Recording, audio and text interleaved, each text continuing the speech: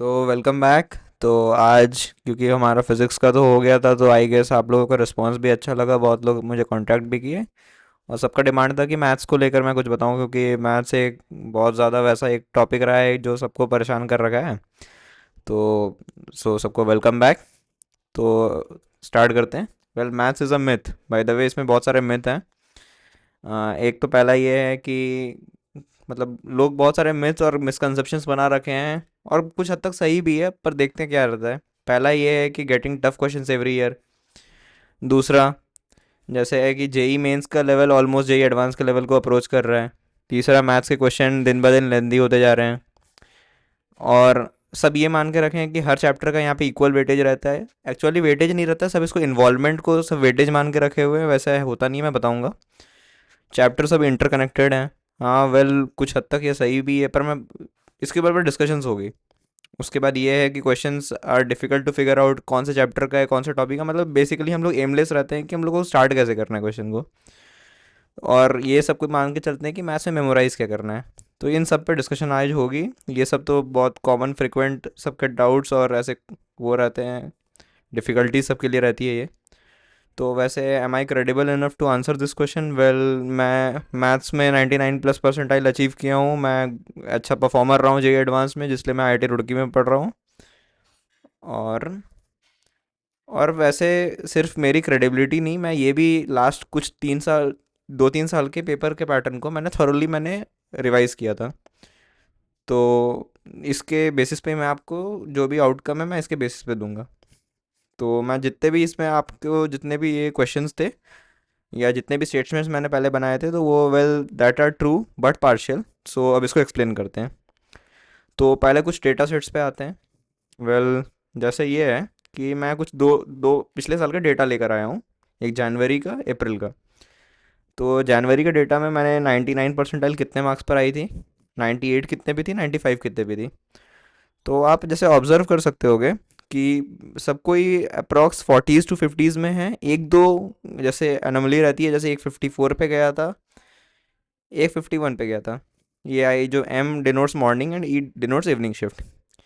पर वो भी रफली अराउंड 50 to 60 के रेंज में ही है। और आप देखोगे, आप ऑलमोस्ट 10 मार्क्स का डिफरेंस रहता है 99 और 98 के बीच में। ऑलमोस्ट 10 मतलब वो थोड़ा 9, 8, कभी 11 ऐसे रह सकता है। और सिग्निफिकेंटली 20 मार्क्स का डिफरेंस रहता है 99 और 95 के बीच में। तो गेम आपको ये 10 मार्क्स या फिर ये जो 20 मार्क्स का है, इसी गेम का इम्प्रूवमेंट का आपको आपका काम है मेनली। अब फिर जैसे अप्रैल का डेटा देखें, तो सिमिलरली यहाँ का जो डेटा है ये थोड़ा सा जैसे 5 to 7 मार्क्स का इंक्रीमेंट है हर एक डेटा में। जाए आई गेस कहीं आप 99 का भी चेक करोगे या 98 का चेक करोगे, 95 का चेक करोगे, सब में उतना ही इंक्रीमेंट है रफली। सो इसमें भी कुछ एनोमली है, लाइक सेकंड की इवनिंग में 67 गया था, क्योंकि पेपर भी बहुत मतलब एक्सट्रीमली इजी आया था इस शिफ्ट में। मैथ्स की मैं बात कर रहा हूँ। एक में जैसे 59 जा चुका है, पर फिर कुछ में जैसे कि 41 में भी अटका था स्कोर।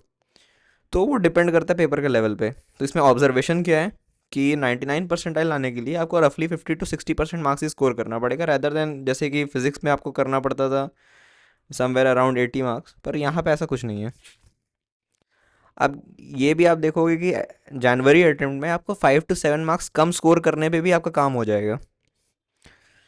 तो आपका ये भी एक मोटिवेशन होना चाहिए जनवरी अटेम्प्ट पे फोकस करने का।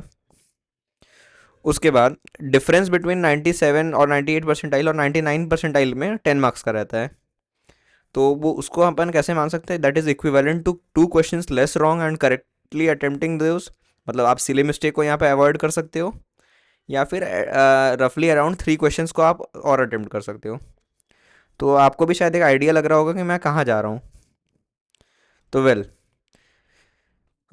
तो मैथ्स को मैं थोड़ा एक नया अप्रोच से कराऊंगा। मतलब आपको एक कन्वेंशनल अप्रोच बताया गया होगा कि आप क्वेश्चंस लगाओ, पर आपको मतलब उस चीज़ की क्लैरिटी नहीं मिली होगी, जो मुझे भी नहीं थी एक टाइम पे।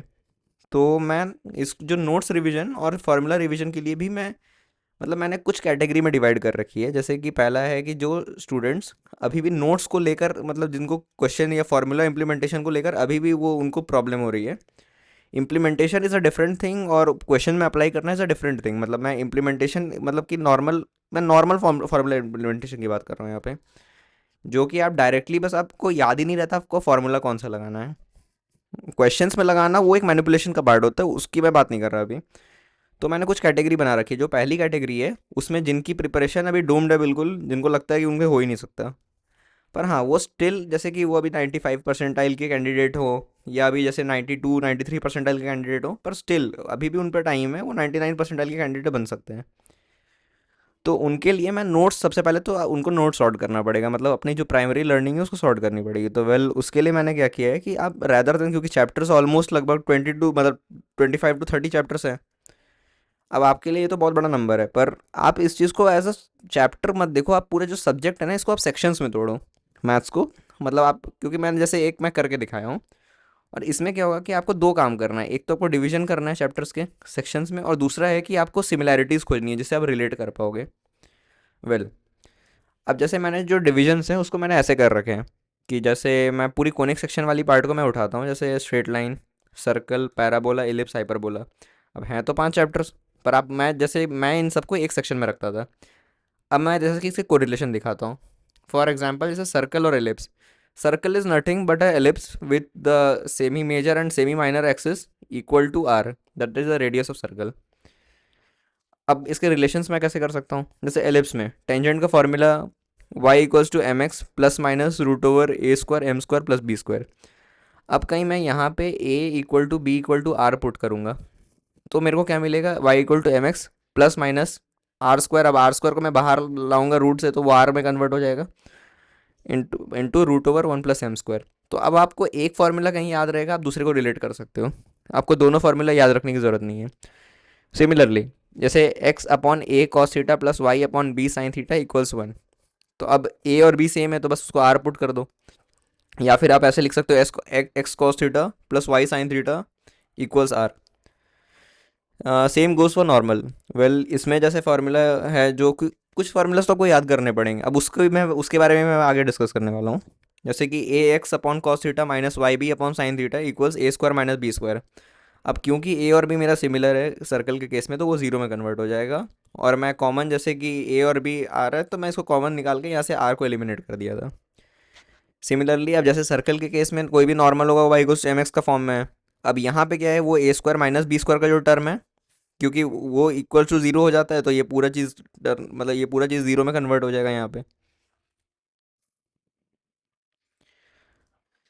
अब सिमिलैरिटीज़, क्योंकि कुछ तो याद भी रखनी है।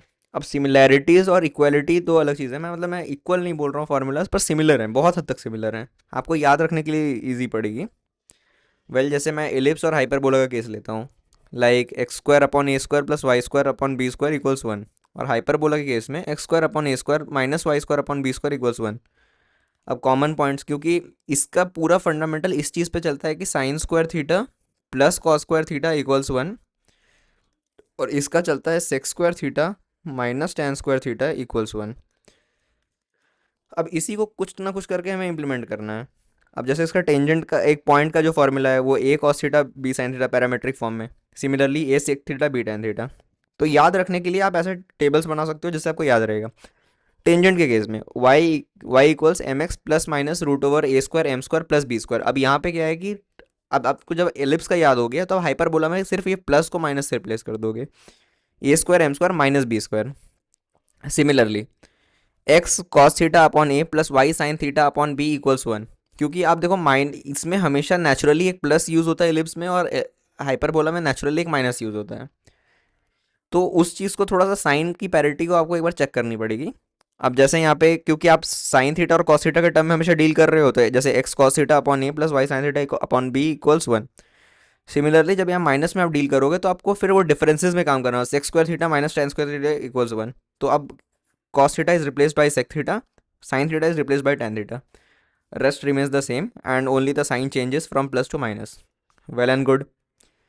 अब नॉर्मल के केस में आते हैं। तो वो A X upon cos theta minus Y B upon sine theta equals A square minus B square. अब आप हमेशा ध्यान दोगे कि टेंजेंट और नॉर्मल में एक छोटा सा साइन चेंज होता है, A square plus B square converts to A square minus B square, या फिर some multiple of A square and some multiple of B square, तो plus changes to minus. Well, इस केस में क्या होगा कि माइनस चेंजेस टू प्लस।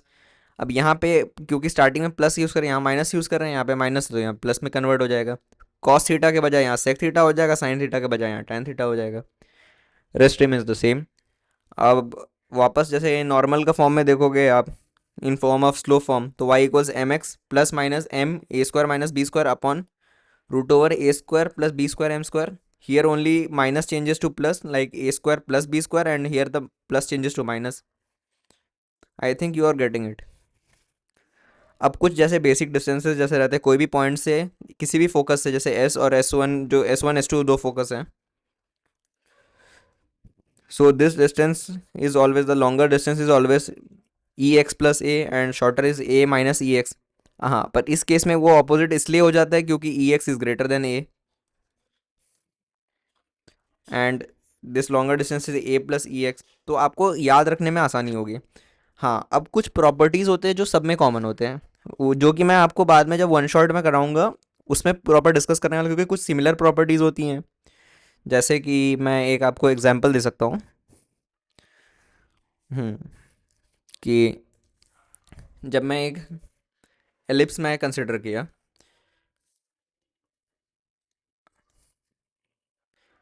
अब ये एलिप्स का मेरा मेजर एक्सेस हो गया और ये अपना माइनर एक्सेस हो गया। जस्ट अ सेक।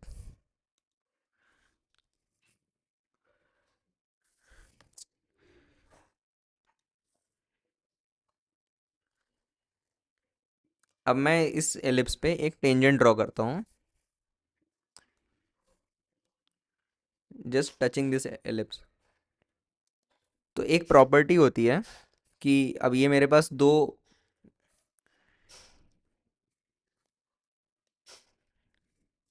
यहाँ मेरे पास दो फोकस हैं, तो अब मैं इन फोकस से कहीं इन इस पे कहीं मैं परपेंडिकुलर ड्रॉप करूँगा,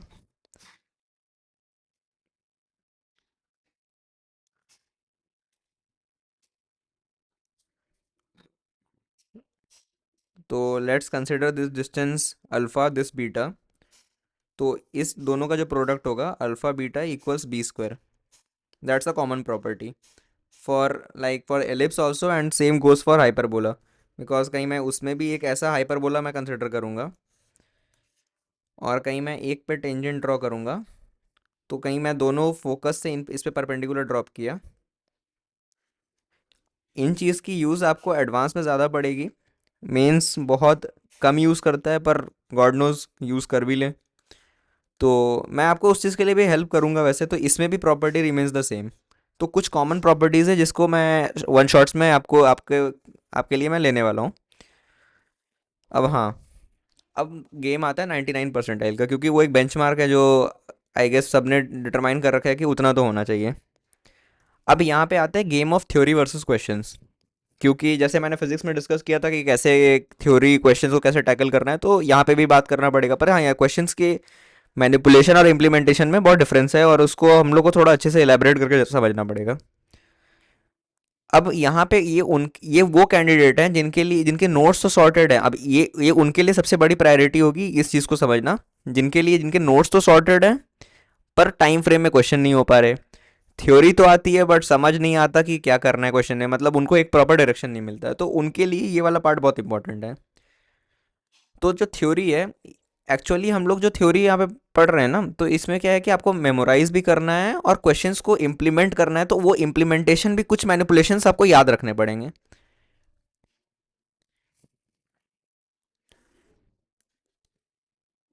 कुछ मैनिपुलेशंस आपको हमेशा याद रखने पड़ेंगे यहाँ पे।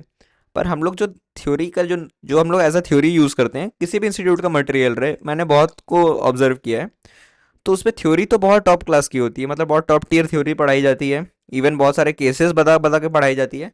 पर इम्प्लीमेंटेशन, वो जो मैनिपुलेशन वाला जो पार्ट होता है, वो आप मैनिपुलेट नहीं कर पाते हो क्वेश्चंस में, उसके मैनिपुलेशन को आप फिगर आउट नहीं, उसको क्रैक कर नहीं पाते हो। तो उसके लिए क्या करना पड़ेगा? Well, I have got you covered over here. तो only set of questions you need is PYQ. तो आपको लगता होगा यार मैं कोई मटेरियल में सजेस्ट नहीं किया, सिर्फ पीवाईक्यू सजेस्ट किया। सो वाई ओनली दिस? सो पहला बात है कि जेई मेंस बहुत रेयरली किसी नए टाइप के क्वेश्चन को इंट्रोड्यूस करता है, और करता भी तो कितना है, 25 में से एक या दो। रिमेनिंग उसके सेम टाइप के क्वेश्चंस जो प्रीवियस, मैं क्वेश्चन सेम नहीं बोल रहा हूँ, मैनिपुलेशन सेम बोल रहा हूँ। अब वो हमेशा मल्टी स्टेप कैलकुलेशन पे ज़्यादा फोकस करता है रैदर देन थिंकिंग पार्ट। ये एडवांस का काम है। कुछ हद तक क्वेश्चंस आते हैं, आप ये भी मेरे को आप काउंटर कर सकते हो कि यार एक दो क्वेश्चन तो होते हैं जो बिल्कुल नए सोचने वाले होते हैं। हाँ, पर आप देखना कि वो एक शिफ्ट में एक से दो होते हैं, और यही अब जो कुछ नए इंट्रोड्यूस होंगे वो अगले फिर 2 से 3 साल चलेंगे। तो आपको ये, अब आपको यहाँ पे ना गेम ऑफ सिलेक्शन और एलिमिनेशन का आपको काम करना है। क्वेश्चंस को आप एलिमिनेट करना सीखना पड़ेगा आपको, कि जो चीज़ आपके लिए नई बनी है या आप कुछ नया है तो उसको ईगो पे लेके काम नहीं करना। जो पुराने मैनिपुलेशंस हैं, अब आपको करना क्या है कि आप पीवाईक्यू करो। उससे क्या होगा कि आपकी, जो मैं पिछले बार जैसे फिजिक्स के लिए मैं बता रखा था, जो आप पूरे चैप्टर्स को छोटे छोटे कैटेगरी में तोड़ोगे या छोटे छोटे सब टॉपिक्स में तोड़ोगे, आपको यहाँ पे क्वेश्चन के बेसिस पर सब टॉपिक्स पे तोड़ने हैं। जैसे कि अब आप, जैसे कि बहुत सारे क्वेश्चंस होते हैं। अब जैसे कोनिक सेक्शन की बात हो रही थी, तो कोनिक सेक्शंस में बहुत सारे क्वेश्चन होते हैं। एक क्वेश्चन तो होता है जो डायरेक्टली टेंजेंट का यूज़ कर लेगा, एक क्वेश्चन होता है जो डायरेक्टली नॉर्मल का यूज़ कर लेगा। कुछ क्वेश्चंस होंगे जिसमें आपको मैनिपुल ये डायरेक्ट लिखा तो नहीं होगा, पर इनके प्रॉपर्टीज से आपको समझ आएगा जो ये टेंजेंट है या नॉर्मल है। कुछ जैसे कि जो आपको या तो लिख, मतलब उसमें कुछ प्रॉपर्टीज यूज कर लेगा कोनिक का। तो और सारे में क्या होगा कि आपके मल्टी स्टेप कैलकुलेशंस होंगे, दैट्स इट। तो आपको ये फिगर आउट करना है ये कौन से एग्जैक्ट टाइप का क्वेश्चन है, और ये आप क्वेश्चन के बेसिस पे कैटेगरी करो रेदर देन थ्योरी के बेसिस पे। फिजिक्स में आप कर सकते हो क्योंकि वहाँ पे थ्योरेटिकल चैप्टर सब्जेक्ट है वो, पर यहाँ पे ये थ्योरेटिकल नहीं है। यहाँ पे आपको बिल्कुल आपको कैटेगरी बनानी पड़ेगी सब टॉपिक वाइज। तो आपको करना क्या है, पिछले 2 से 3 साल के कंजिक्यूटिव 2 से 3 साल के पीवाईक्यू को बिल्कुल रिगरसली आप सॉल्व करो। उससे क्या होगा कि आपको ये समझ आ जाएगा कि लास्ट 2 3 साल में कुछ टाइप के क्वेश्चन है जो हर बार रिपीट हो रहे हैं। आपको बस वही फिगर आउट करना है कि वो एग्जैक्टली कौन से क्वेश्चन हैं। एक बार जब आपको वो आइडिया लग गया कि कौन से किस टाइप के क्वेश्चंस को पूछते हैं हर ईयर ऑन ईयर, तो आपको उस वो जो मैनिपुलेशन है ना, उस मैनिपुलेशन को आप एक तरह से याद कर लो। और यही आपकी मेमोराइज करने वाली पार्ट है। ये मैनिपुलेशन हो गई, और जो फॉर्मूला इंप्लीमेंटेशन को कैसे याद करना है वो तो मैंने आपको बता दिया। वैसे वन शॉट में मैं वो भी क्लियर कवर करूंगा, और कुछ मैनिपुलेशंस भी मैं कवर करने की बिल्कुल कोशिश करूंगा। हर जैसे कि मैं जब कोई भी क्वेश्चन जो 2 से 3 बार रिपीट हुआ रहेगा, तो उसका मैं एक क्वेश्चन हमेशा आपके पास आप सॉल्व करके उसकी मैनिपुलेशन बताने की कोशिश करूंगा। सो आई गेस मैं वो हेल्प कर सकता हूँ, पर एट द एंड मैथ्स में काम तो आपको करना पड़ेगा क्वेश्चन सॉल्विंग को लेके। इससे क्या होगा कि आपको डायरेक्टली आप आइडेंटिफाई कर पाओगे किस टाइप का क्वेश्चन है, और आपको डायरेक्टली सोचना क्या है। तो अब थिंकिंग पार्ट तो सॉर्ट हो गया, बच रहा है कैलकुलेशन पार्ट। अब ये एक और रेड फ्लैग है। तो कैलकुलेशन पार्ट में आपको एग्जैक्टली करना क्या है, हमेशा आप क्या करोगे कि जब भी आप दो एक स्टेप को आप जैसे एक आप स्टेप लिखे, समथिंग इक्वल्स टू समथिंग, एक इक्वेशन आप जब लिख रहे हो, तो आप अगले लाइन में जाने से पहले ना एक बार आप नज़र डालो इन चीज़ों पर, मतलब वो उसको एक बार रिविजिट कर लो। उसमें क्या होगा कि कैलकुलेशंस स्टेप ऑन स्टेप आपके रीचेक होते रह रहे हैं, रैदर देन आप जब 3 4 स्टेप्स कैलकुलेशन करोगे और बीच में बाई चांस मान के चल रहा हूँ ये स्टेप आपसे गलत हो गई, तो आप जब लास्ट तक पहुंचोगे तो फिगर आउट नहीं कर पाओगे कि इससे पहले कौन से स्टेप में गलती हुई थी। और वो बहुत ज़्यादा उसके केस में क्या होगा कि आप फिर से करोगे। अब जब आप स्टेप ऑन स्टेप आप चेक करोगे कैलकुलेशन, तो आपको आप जब जैसे नेक्स्ट स्टेप पे जाओगे आप फिगर आउट कर लोगे कि ये स्टेप गलत था, आप इसको वापस से चेंज करोगे और आप कंटिन्यू कर पाओगे। और दूसरा, कैलकुलेशन से डरना नहीं है यहाँ पे, क्योंकि ये लोग जानबूझ के कैलकुलेशन गंदी देते हैं। क्योंकि थिंकिंग पार्ट को ये बहुत सिंपल रखते हैं, तो इनको कुछ तो टाइम आपका किल करना है, वो कैलकुलेशंस पे रहते हैं। कैलकुलेशंस आपके रूट में आएंगे, कैलकुलेशंस नेगेटिव में आएंगे, कैलकुलेशन पॉइंट्स में आएंगे, पर करना, क्योंकि बहुत बार फ्रैक्शंस कट होते हैं। अपने पे कॉन्फिडेंस रखोगे कर लोगे, क्योंकि नहीं तो आप सेल्फ डाउट में रहोगे, और ये हमेशा लैक ऑफ प्रैक्टिस से आता है सेल्फ डाउट। आप सेल्फ डाउट में रहोगे, आप जानते हुए चीज़ को गलत करके आओगे वहाँ पे। उसके लिए आप क्या करो, डेली 20 to 25 क्वेश्चन सॉल्व करो टिल कंप्लीशन। ये नहीं कि आप सिर्फ फॉर्मूला लिख दिए आपको चलो हो गया, ये नहीं। Last step, till answer matching. वो आंसर मैच हो रहा है, देन ओनली प्रोसीड। अब हाँ, अब जैसे मैं बोल रहा था कुछ वेटेज मिक्स्ड रहते हैं, तो पर हाँ इसमें कुछ टॉपिक्स होते हैं जो हाई वेटेज वाले रहते हैं। मैं पूरे ग्रुप में मैं उसको डिवाइड करता हूँ। अब आपको भी लगेगा यार बहुत ऑब्वियस है, पर ठीक है, कर जरूर लेना। 3D and vectors inter related हैं पर बहुत हाई वेटेज के हैं। Integration, indefinite definite area under the curve, differential equations. Indefinite equations directly आते नहीं है क्योंकि बच्चे उसे वैल्यू पुट कर पाएंगे, तो वो क्या करते हैं उस चीज़ को डेफिनेट में कन्वर्ट कर देते हैं। इसमें बहुत हाई मैनिपुलेशंस होते हैं।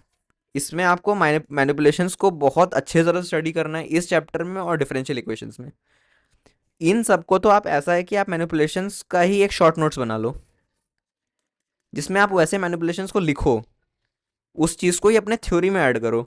ये क्या होगा, अभी जस्ट आपके जेई मेंस में काम नहीं आएगा, एट द एंड आपके जेई एडवांस में भी ये काम आने वाला है। फिर एक सेट आता है बायनोमियल पीएनसी प्रोबेबिलिटी। प्रोबेबिलिटी के देखो आपके पास बहुत सिंपल क्वेश्चंस आएंगे।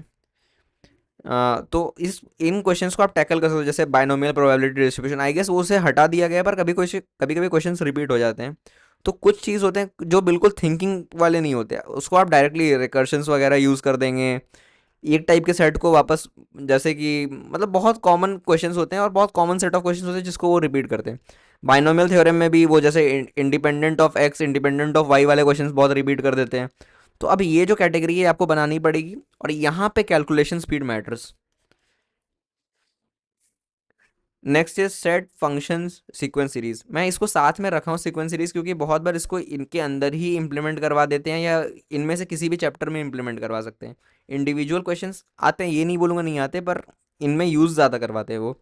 फंक्शंस काउंटिंग भर के करवाएंगे आपको यहाँ पे। आपको काउंटिंग करना पड़ेगा, आपको छोटे छोटे, जैसे कि एक छोटे छोटे डोमेन के अंदर आपको चेक करवाएंगे बहुत सारी चीज़। तो बहुत बार ये रहता है कि बहुत टायरिंग रहता है, पर आपको करना पड़ेगा, क्योंकि at the end calculation again matters. Complex number, one more high weightage topic, conic sections. इसमें स्ट्रेट लाइन की बहुत हाई प्रायोरिटी रहती है, एलिप्स की रहती है, सर्कल की इसलिए नहीं रहती क्योंकि उसको फिर वो लोग बहुत एलिप्स में यूज़ कर देते हैं, पर सर्कल की रहेगी, एडवांस में रहेगी, क्योंकि यहाँ पे पावर ऑफ अ पॉइंट वगैरह ये सब चीज़ ये कवर नहीं किए रहते हैं। पैराबोला, फिर इसकी भी वेटेज है। हाइपरबोला थोड़ी सी टफ टॉपिक हो जाती है, वेटेज कम रहती है, पर ठीक है, ऑन अ सेफ साइड पढ़ के जरूर जाना। मैट्रिसेस डिटर्मिनेंट, ये बिल्कुल एक फ्रेश कैटेगरी है, इसको ज़रूर पढ़ के जाना। तो मैंने जितनी कैटेगरी बता रखी है, इसमें आपके 65 to 75% तो आपके टोटल क्वेश्चन पेपर कवर हो जाएंगे। अब बात आते हैं पेपर को अटेम्प्ट करना कैसे है। तो आपका मैं कुछ कैटेगरी बना दिया हूँ, क्योंकि अभी तक जो मैं कैटेगरी कवर किया उसमें तो एक थी जिनकी नोट्स ही शॉर्ट नहीं थे, दूसरी कैटेगरी ये थी जिनकी नोट्स तो शॉर्ट हैं पर क्वेश्चंस नहीं समझ नहीं आते कि करने कैसे हैं। अब ये कैटेगरी आती है जिसको कुछ क्वेश्चंस तो बन जाते हैं और नोट्स भी शॉर्ट है। अब वो अभी ऐसे हैं कि बिल्कुल उनकी प्रिपरेशन, क्योंकि आज 8 दिसंबर है, और इनको रैप अप करना है अपना preparation before like first first Jan type. मतलब ये बहुत अच्छा वेल टू डू कैंडिडेट है, और ये बिल्कुल अपना 99% का बेंचमार्क पे फोकस कर रहे हैं।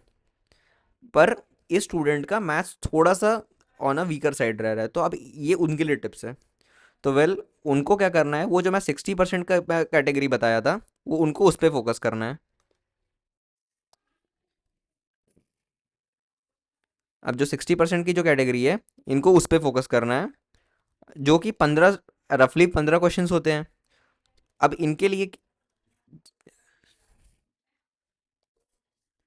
Only focus on the 60% of paper. 15 question, 4 minute पर क्वेश्चन। यहाँ पे क्या है, एक्यूरेसी इज द की। आप गलत करोगे आपका एक और क्वेश्चन चला जाएगा। आपका इसमें क्या है कि 60% में से भी कहीं, जैसे कि टोटल पेपर का आप 50% भी आप कहीं कर पा रहे हो, not 60, that is not the 50% of the 60% of the attempted paper, that is the 50% of the whole paper. आप कहीं ये भी करेक्ट करके आओगे, you are good to go. अब फिर उनकी कैटेगरी आती है जो बिल्कुल ही फोटो टाइप है, बिल्कुल जैसे कि जो 99.5 परसेंटाइल वाली बेंचमार्क को रख रखे हैं मैथ्स के लिए सिर्फ। उनका क्या होना चाहिए कि पहले जो सिमिलैरिटीज रही है पीवाईक्यू से, उन क्वेश्चन को निपटाना है। वो अब उनमें क्या है कि 12-15 क्वेश्चन आएंगे रफली। 15-15 है कि कभी कभी ये 16 से 17 भी हो सकते हैं। इन क्वेश्चंस में उनको मैनिपुलेशन बिल्कुल याद रखनी है। तो वो क्या है कि आप बिल्कुल 2 मिनट्स पर क्वेश्चन देंगे, ओनली कैलकुलेशन पार्ट। 30 मिनट्स में इस चीज़ से रैप अप करना है। अब जो रिमेनिंग क्वेश्चंस बच रहे हैं उनके 10 से 15 क्वेश्चंस, 10, 12, 13 क्वेश्चन जितने भी बच रहे हैं, अब इनमें 30 मिनट्स देंगे जिसपे उनको थिंकिंग पार्ट भी कवर करनी है। तो अब इनके पास क्या है, उसके लिए टाइम बढ़ जाएगा। हाँ। अब इन इन कैंडिडेट्स के साथ दिक्कत क्या होता है कि ये इनको लगता है कि मैं आप कर ही दूंगा क्वेश्चन को, पर ये बेंचमार्क रखना है कि कभी भी किसी क्वेश्चन में 5 मिनट से ज़्यादा टाइम नहीं वेस्ट करना, और 2 अटेम्प्ट से ज़्यादा कभी किसी क्वेश्चन को नहीं देना, अनलेस एंड अनटिल आप 100% श्योर हो कि अब नेक्स्ट अटेम्प्ट में आप बिल्कुल कर ही लोगे उस क्वेश्चन को। हाँ। उसके बाद नो ईगो सॉल्विंग। ये नहीं कि मेरी ये चैप्टर बहुत स्ट्रांग है, मैं तो कर ही लूंगा, पर आपसे नहीं बन रही है, तो ईगो पे नहीं लेनी उस चीज़ को, ईगो सॉल्विंग नहीं करनी। और कैलकुलेशन को हर 2-3 स्टेप के बाद चेक करो, ये सबके लिए मैंडेटरी है। इससे क्या होगा कि आप आसानी से अपना एरर को पॉइंट आउट कर सकते हो। और हाँ, कभी कभी क्या रहता है कि आपके जितने भी पैटर्न्स बन जाते हैं कैलकुलेशंस में, कैलकुलेशन गंदी तो है पर आपको एक पैटर्न बनते दिख रहा है कि इस टाइप के पैटर्न को आप आगे फिगर आउट कर पाओगे। इस चीज़ पे आप बहुत अच्छे से फोकस करो। तो मैं बहुत जल्दी अभी वन शॉट की सीरीज के साथ आने वाला हूँ। साथ के साथ मैं कुछ मैनिपुलेशंस बताने वाला हूँ। साथ के साथ मैं फार्मूला शीट्स कुछ प्रोवाइड करूंगा जिनके लिए बिल्कुल अभी फार्मूला ऐसे डूम्ड है, तो क्योंकि मैथ्स एक सबके लिए थोड़ा सा वीक पॉइंट रहता है। तो अभी भी बहुत टाइम है, आप चाहोगे तो आप बिल्कुल ही यहाँ से भी फोड़ सकते हो।